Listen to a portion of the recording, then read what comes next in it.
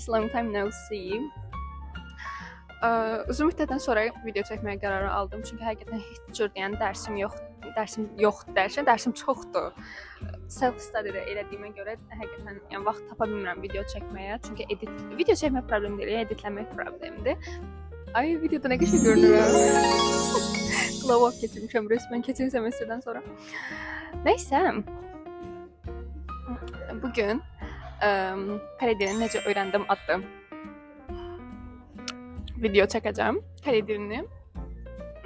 Yəni mən daha çox self study eləmişəm Kore dilində və buna uyğun, yəni sizə metodlar deyəcəm. Bəlkə yəni istəsəz istifadə edə bilərsiniz. Nəyə görə də yox. Okay, let's start. Demək, ilk öncə aşağı səviyyə, orta səviyyə və yuxarı səviyyə dərkən, yəni topik səviyyəsinə uyğun olaraq sizə tövsiyələr verəcəm ki, yəni ona uyğun şəkildə irəliləyə bilərsiniz. Çünki hər kəsin səviyyəsi çünki fərqlidir. Demək, ilk səviyyələr üçün, beginner səviyyələri üçün mən beginner olanda nə etdim? Beginner səviyyəsi olanda əslində həqiqətən çox depressiyaya düşmüşdüm beginner səviyyəsi olanda. Çünki o qədər çətin idi ki, dil yəni öyrənə bilmirdim və bizim dildən tamamilə fərqli idi. Yazı cəhətdən, oxunuş cəhətdən, alfabeti falan çox dəhşət yəni fərqli idi. Ona görə öyrəşə bilmirdim və mən nə etdim öyrənmək üçün? Mənim də çox belə qəlbi bir xarakterim var. Bəlkə sizdə də olar, amma məndə belə bir xarakter var ki, çox yəni ki overthinking elədiyim zaman içdən-içə həqiqətən çox fikirləşirəm və özümə yəni demədiyim söz buraxmıram da. Yəni I'm loser, I can't study, I can't do it. Belə şeylər danışıram öz-özümə və bu mənə daha çox pressure hiss eləməyimə səbəb olur. Və bu pressure hissini də mən motivasiyaya çevirirəm. Nə cəhətdə motivasiya dərkən, yəni daha çox oxumaq hissinə çevirirəm və özümü bildiyiniz iç duyğu cəhətdən daha çox belə alovlandırıram ki, yəni bacara bilmədim. Mən bunu niyə bacara bilmədim? Oxumalıyam deyə. Yəni belə bir hiss yaradıram. Sen kafayı sıyırmışsın. Yəni ki, mən yəni bu şəkildə özümə motivasiya verərək öyrənmişəm. Və ilk başda öyrəndiyiniz zaman yəni özünüzü çox stressə salmayın. Pressure eləməyin özünüzü. Çünki ilk başda yəni durub danışası deyilsiniz də heç kəslə. Yəni əsas çalışın fundamental öyrənin. Mən sizə kitab şəkilləri paylaşacağam. Mən hardan öyrənirdim. Fundamental əsası öyrənin və sözlər öyrənin. Sadə sözləri, aşağı səviyyənin sözlərini öyrənin. Çünki söz bazanız olmadan yəni danışa bilməyəcəksiniz heç cürdə. Çox çətin olacaq. Adi söz deməkdə, yəni sadə bir söz deməkdə əziyyət çəkəcəksiniz, danışmaq istəsəz belə. Ona görə çalışın qrammatikanızla, yəni fundamental qrammatika nəzərdə tuturam. Qrammatika ilə sözləri yüksəldin. Və bu beginnerin, yəni prosesidir. Yəni beginnerdə başqa heç nəsə deyilsən ki, zaten yəni durub heç kəslə söhbət eləyəsən deyilsən də yəni. Və beginnerlarda təzə başlayanda mən nə etməyə çalışırdım? Qrammatika məsələn bir müddətdən sonra qrammatika öyrəndiyim qrammatikalarla öyrəndiyim sözləri hər dəfə cümlə şəklinə salırdım və o cümlələri əzbərləmək kimi çıxırdı. Əslində amma yəni strukturu başa düşərək mən əzbərləyirdim. Və hər dəfə çalışırdım hər öyrəndiyim qrammatika uyğun fərqli yazım, cümlələr. Sonra təbii ki də AI dövründə, düzü mən o vaxtda Google istifadə edirdim. AI zət yox idi, GPT yox idi. Yəni Google Translate ilə sözlərimi düzəltməyə, qrammatikalarımı düzəldirdim. Belə öyrənmişəm fundamentalı, mən belə qoymuşam. Əsas gəldik pronunciation-a. Pronunciation-da ilk başlarda təbii ki çətinlik çəkəcəksiniz. Yəni ki native deyilsiniz, durub danışasınız qəşəng. Ona görə nə edirsiniz pronunciation hissəsində? Mən bunu da çox Kore dilindənsə daha çox ingilis dilində istifadə edirdim. Pronunciation-ı bir ki yenirdim mən. İngilis dilində sözün düzü, o həmişə söz yazanda nəsə söz pronunciation yazıb googling eləyəndə orada həm Amerika versiyası, həm ingiliscə British versiyası çıxırdı və mən ona uyğun, məncə bu Kore dilində də nə tərsə olub Google-dan tapmaq olar da, bilmirəm o da orasını siz eləyirsiniz. Amma yəni ki nəsə olub tapırsınız və onun yəni ki native-in videoda olan və yaxud da ki səsdə olan native-in dediyi kimi təkrarlamaya çalışın. Onun tələffüzünün dalğa deməyək də, yəni ritm var da, hər sözün, hər dilin öz ritmi var da. Ritminə uyğun öz dilinizi ona uyğunlaşdırmağa çalışır və practice eləyin hər dəfə. Bir dəfə ilkində alınmadı, ikincidə alınmadı, üçüncüdə yəni alınacaq da. Elə şey ola bilməz. Yəni çoxlu məşq eləsəz pronunciation'ınızda, yəni ki, sözsüz ki, alınacaq. Çünki mən eləmişəm. Və artıq deyək ki, siz beginner səviyyəsini bitirmisiniz, çatmısınız elementaryyə. Elementary'ni öyrənmək istəyirsiniz və elementary'də nə edirsiniz? Mənim sizə tövsiyəm, bir dənə proqram olmalıdır. Buralara bir yerlərə, yəqin ki, bura yerləşdirəcəm. Sejong Universitetinin Kore dilini öyrənmək üçün bir dənə proqramı var. Çox yəni yaxşıdır, həqiqətən çox yaxşıdır. Yəni super highlightlı dərəcədə recommend edirəm ki, sizə elementary səviyyə keçdiyiniz zaman, yəni müəyyən beginnerə artıq, yəni bilirsiniz ki, siz beginner bitirmisiniz, artıq müəyyən bir sözləri və qrammatikanı bilirsiniz, bitirmisiniz və keçirsiniz elementaryyə və o proqramı yükləyib elementarynizi çox yaxşı yəni mükəmməlləşdirə bilərsiniz də. Yəni mən çox dərəcədə sizə recommend edirəm. Çünki mən Kore dilimi elə yaxşılaşdırdım proqram vasitəsilə. Yəni elementary səviyyəmi çox yaxşılaşdırdım. Və elementary səviyyəsinə uyğun şəkildə həmən mən düzü daha çox kitabdan oxumağı sevən biri olmuşam. Kitablardan yeni sözlər öyrənməyi, qrammatikaları öyrənməyi mən daha çox yəni belə sevmişəm. Ona görə müxtəlif kitablardan sözlərə baxırdım. Seul-de, Yonsei-de onun kitabları olurdu da. Sonra başqa İhvanın kitabı var, Kore dilini. Bunlardan yüksək səviyyəli qrammatikalarınkini baxmağa çalışırdım və o şəkildə yəni ki, öyrənmişəm elementary'ni və dediyim sizə proqramı ikisini bir arada. Mən sadəcə gec yatırdım. Allahım, hər gün dil oxuyurdum da. Yəni adam bir başqa şey eləyərdi. Yəni niyə bu qədər dil oxuyasan, bir şey eləyə bilmədim ha, yəni ki, dil öyrənməklə. O kafe bu arada qəşəng adı vanilla latte'dir. Bəyəndim qəşəng. Hə, və ayrıca elementary səviyyəsi üçün, elementary səviyyəsinə çatanda əslində istər-istəməz müəyyən bir səviyyədə olan adam danışmağı bacarır və nə edirsiniz? Danışmağı bacaran vaxtı. Mən Discord istifadə eləməmişəm. Əvəzinə Hello Call idi, deyəsən səhv eləmirəmsə, onu da bura yerləşdirəcəm.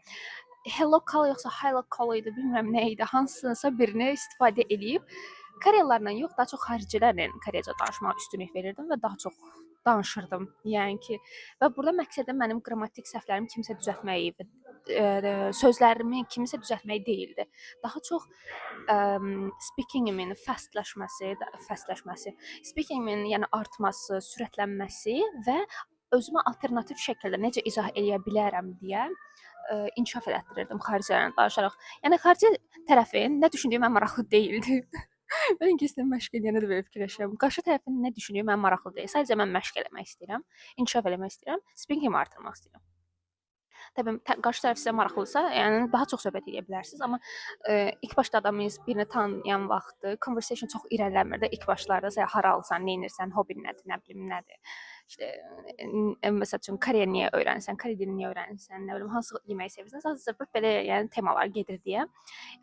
Elə o yəni versiya ilə inkişaf etdirmək yəni olur. Discordda olmamış olmaz, amma xaricilər daha çoxdur. Anlıyorum sizi. I feel you really. Feel you ki siz Koreyalılarla söhbət eləmək istəyirsiniz, amma sizə bir şey deyim. Koreyalılar həqiqətən saymır. Evet. Koreyalılara ingiliscəni super bilən native lazımdır ki, onunla ingiliscə danışsın. Ya bu mənim öz şəxsi fikrimdir, xahiş edirəm. Və mənim yargılamayın bu fikrimə görə. Çünki bu günə qədər heç bir xarici, heç bir Koreyalıdan görməmişəm ki, məndən danışmaq istəsin də. Halbuki mənim ingilis aksentim də yaxşıdır da, yəni ki, mən onlarla ingiliscə danışıram, Korece belə danışmıram. Yəni tınlamırlar da, qardaş. Kakatapdan danışa bilərsiniz random Koreyalılarla, amma onlar da qayıdıb sizə hər hansısa bir yaxşı olmayan söz deyəcək. Ya deyəcək ki, sevgili axtarırsan burdasan. Bir-iki dəfə məndə olubdu. Yəni Koreyalı əsasən də oğlanlar fikirləşir ki, bəs işte xarici qızdır, Koreyaya gəlmək istəyir. Sevgili axtarır deyə mənlə danışır və ya da bizlə danışır, Koreyalılarla danışır, işte fırladım falan filan tipində olurlar. Təbii tapan tapır. Yəni orasına bir şey deyə bilməyəcəm. Çoxluğu, yəni deyirəm belədir. No judge please. Yəni ki, bu şəkildə elementary səviyyənizi də yüksəldə bilərsiniz və artıq gəlirik advanced hissəsinə. Advanced hissəsində sözün düzü mən advanced deyiləm. Başa düşürəm. Danışmağı bacarıram. Amma sadəcə xaricilərlə danışmağı bacarıram. Mən koreyalılarla danışmağı sevmirəm. Nəyə görə? Çünki mən depressiya salır danışdığım zaman, yəni belə bir sözdür. Yəni tələffüzüm elə də pis deyil ki, qardaş, yəni bəlkə də culture-larıdır deyə elə eləyirlər. Bir şey deyirsən, desən məsələn, bura getmisən, o da deyir, "Hə, bura getmisən?" What is the point of saying that? Really, I can't understand. Nəysə, yəni ki, advanced hissəsiniz sadəcə sizə topiklə bağlı tövsiyələr verə bilərəm. Çünki advanced zaten advanced nə deməkdir? Topik səviyyəsini başa düşmək deməkdir. Və hal-hazırda Koreyaya gəlmək istəyənlər də topiki verməlidir ki, topik sertifikatı olmalıdır ki, Koreyaya gələ bilsinlər. Düzüm, sertifikat olmayanlar da gələ bilir. Who say that? Oh my gosh. Yəni gələnlər var. Master deyə bilmərəm, amma bakalavrda var. Yəni tanıdıqlarım çox xarici topiksiz gəlibdi. Mənim topik səviyyəm 4 idi və bura Koreyaya gələndən sonra 5 aldım. 1-2 səviyyənin altını qaçırdım. Və topikni necə öyrəndim? Məncə topik metodlarında, yəni çox adam bilmir necə başlasın və yaxud da ki, bilirsən necə başlamaq istəyirsən, sadəcə onu necə tətbiq edəcəyini bilmirsən. O da var. Yəni elə hallarda nə edirsiniz? Mənim istifadə etdiyim metod necə bir şey idi? Demək, günlərimi bölürdüm. Bir günüm demək 7 gün ərzində 7 günün bir gününü çıxıram. Çünki istirahət eləməlisiniz ki, beyniniz inkişaf eləsin. Ay, kamerada çox qəşəng görünürəm, nəysə. Demək, 6 gün daxilində bir günü sadəcə və sadəcə reading-ə ayırın. Sadəcə reading-ə odaqlanın. Bir gündə siz həm listening, həm reading, həm writing, həm də ki, speaking indi yoxdur da, speaking burada var. Yəni elə hamısına odaqlana bilməyəcəksiniz. Hərəsindən müəyyən bir dərəcədə odaqlanmalısınız ki, istədiyiniz nəticəni əldə edə bilərsiniz. Deyək ki, birinci gündür. Birinci gün ancaq reading-ə odaqlanın da. Demək, məqsədiniz deyək ki, 30-a qədər yazmaqdır. 20-yə qədər yox, 20 çox olur deyil. 10-a qədər yazın. Timelı şəkildə, time qurun mütləq. Düz mən eləmirdim. Çox xoşamıram timingi. Timingsiz ya da timingli artıq o sizə baxır, sizin öz istəyinizdədir. Timing qurursunuz ya da qurmursunuz və yazmağa çalışırsınız. Heç nəsiz, özünüzü imtahanında hiss eləyirmiş kimi yazırsınız. Bilmədiyiniz sözlər çıxırsa, yəni neyniyək də çıxacaq da zaten, yəni siz native deyilsiniz ki, bütün hər şeyi biləsiniz. Bu arada native-lərin özləri belə çox şey bilmirlər. Çünki çox sözlərini hansıdan gəlmədi deyə, yəni bilmirlər də bəzilərini. Ona görə nə edirsiniz? Ona kimi odaqlanırsınız. Ona 10-cu suala qədər odaqlandıqdan sonra yoxlayırsınız düzlərinizi və səhvlərinizi. Səhvlərinizi bir-bir baxırsınız, harda səhv eləmisiniz, onu analiz eləməlisiniz və bunların hamısı da bildiyiniz həqiqətən çox vaxt çəkir. Çünki mən bildiyiniz bir şey üstündə çox şey oxuyurdum da, yəni ki, çox çalışırdım ki, nəyə görə mən bunu səhv yazmışam. Hal-hazırda öz ixtisasımda məsələn AI-dır. AI sahəsində də dil qədər olmasa da həqiqətən heç çata bilməz. Yəni dil humanitar hissəyə heç çata bilməz. Nəyə görə belə elədim, nəyə görə yazdım, nəyə görə səhv oldu sualını özünüzə verib axtarmalısınız və onu özünüzə izah eləməlisiniz və həmin zaman yəni başa düşəcəksiniz nəyə görə da səhv eləmisiniz. Və bu metodu əgər eləmirsinizsə, məncə mütləq əlavə eləyin və ya bir dəfə də yoxlayın. Çünki bu sizin irəliləməyinizə kömək olacaq və listening-də də eyni şəkildə listening-iniz zəifdirsə, yazırsınız YouTube-a elementary level Korean listening yazırsınız, tapırsınız, qulaq asırsınız bütün videolara. It is okay əgər ki, ilk başda başa düşmürsünüzsə, çünki normal bir şeydir ilk başda başa düşməmək. Və mən həqiqətən yəni baxmadığım video qalmamışdı da, hər bir sözə uyğun bütün videolara baxmışam ki, nədə də başa düşüm o videonu da. Ona görə videolara çox baxın.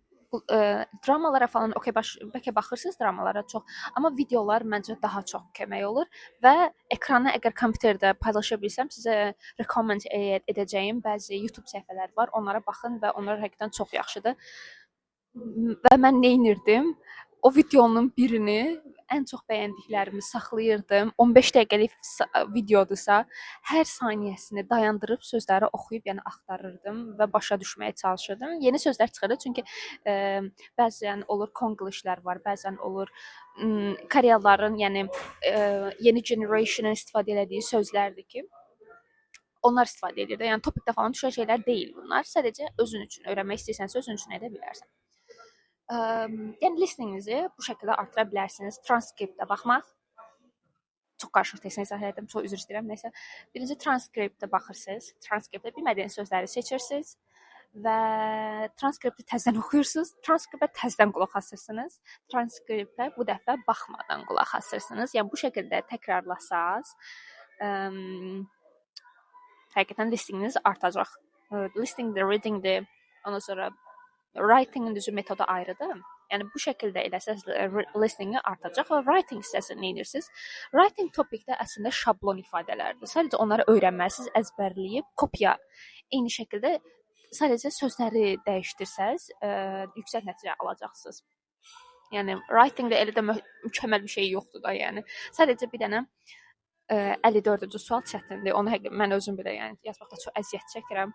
54-dür. 54-ün strukturunu yaxşı biləndən sonra yazmaq olar. Cümlələri təkrarlamaq da olmaz 54-də. Sadəcə strukturu bilməklə və yəni alternativ sözləri istifadə etməklə, alternativ sözlər və qrammatika istifadə etməklə 54-ü yəni ki, yaxşı yazmaq olar. 53-ü isə sadəcə əzbərdə şablon ifadələr əzbərləyirsiniz və məşq edirsiniz onun üzərində. Əzbərləməklə tək deyil də, yəni. 51 və 52-ci suallar isə, yəni topikində hazırlaşanlar bilir də mən nədən danışıram.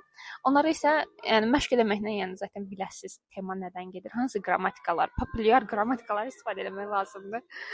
Onları öyrənəcəksiniz, yəni ki, məşq etdikcə məşq eləməlisiniz.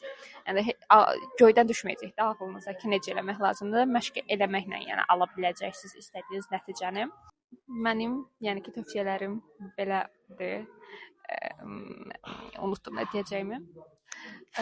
Yəni ki, mən istifadə etdiyim metodlar bunlar idi. Ən çox mən speaking-ə bu arada önəm verirdim və sizə yəni ki, tövsiyə eləyəcəyim video YouTube daha doğrusu channellardır və kitablardır. Ekrana yəni qoyacağam.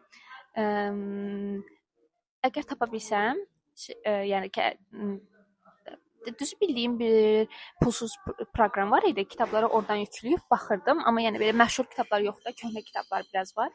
Çox da köhnə deyil, yəni biraz köhnə sayılır. Onun yəni linkini də qoyacağam. Kitabları oradan yükləyib, yəni baxa bilərsiniz. Və axırıncı olaraq da yəni ki, belə bir motivasiya heç yaxşı deyiləm də motivasiya verməkdə Allah verim. Belə bir şey deyim, amma ekranın, yəni ki, videonun backgroundunu motivasiya edici şeylə dəyişdirək. Evet. Yəni ki, həqiqətən disiplinli olmalısınız. Disiplinsiz heç bir şey, yəni ki, mənim fikrimcə çox çətinlik çəkəcəksiniz öz uğurlarınızı əldə etməkdə. Disiplinli olmalısınız. İngilis dilində bir ifadə var.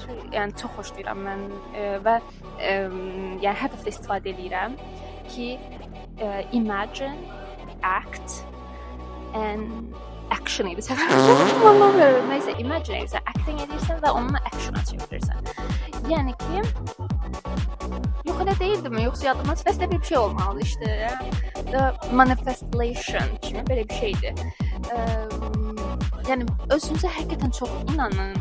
O zaman uğurlarınız olacaq da və çalışın negativ enerjinizi azaldın. Çünki dil öyrənmək həqiqətən çətin şeylərdən biridir. Coding daha çətindən lam yarabbim. Çətinlik çəkdiyiniz zaman step by step eləyirsiniz. Yəni bir anda pressure eləmirsiniz özünüzə. Bir anda pressure elədiyiniz zaman daha çox çətinlik çəkəcəksiniz.